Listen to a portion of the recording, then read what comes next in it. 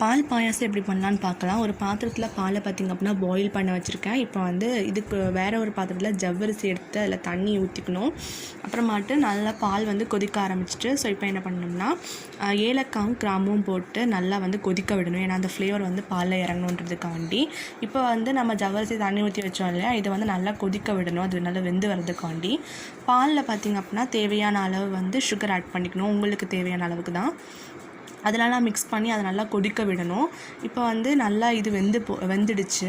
இது கூட பார்த்திங்க அப்படின்னா சேமியா தேவையான அளவு ஆட் பண்ணிக்கணும்.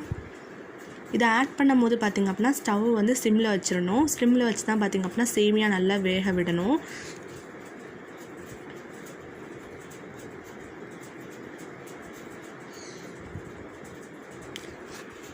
சேமியா நல்லா வெந்தப்புறம் பார்த்திங்க அப்படின்னா அது வந்து ஸ்டவ்வை நம்ம ஆஃப் பண்ணிடலாம்.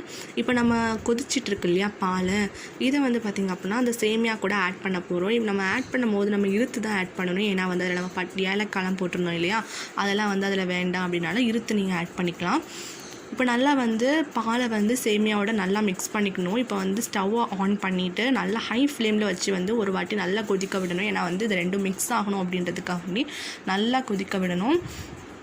நல்லா கொதிக்க விட்டதுக்கப்புறம் பார்த்திங்க அப்படின்னா வந்து ஸ்டவ் ஆஃப் பண்ணிவிட்டு அது கூட நம்ம வந்து கிறிஸ்மஸ் அண்ட் வந்து முந்திரி நல்லா வறுத்து வச்சுருந்து ஆட் பண்ணணும். வறுத்த முந்திரி தான் ஆட் பண்ணணும். அவ்வளோதான், பால் பாயாசம் ரெடி ஆகிடுச்சு. ட்ரை பண்ணி பார்த்துட்டு எப்படி இருக்குன்னு சொல்லி ரிசல்ட் சொல்லுங்கள். தேங்க்யூ.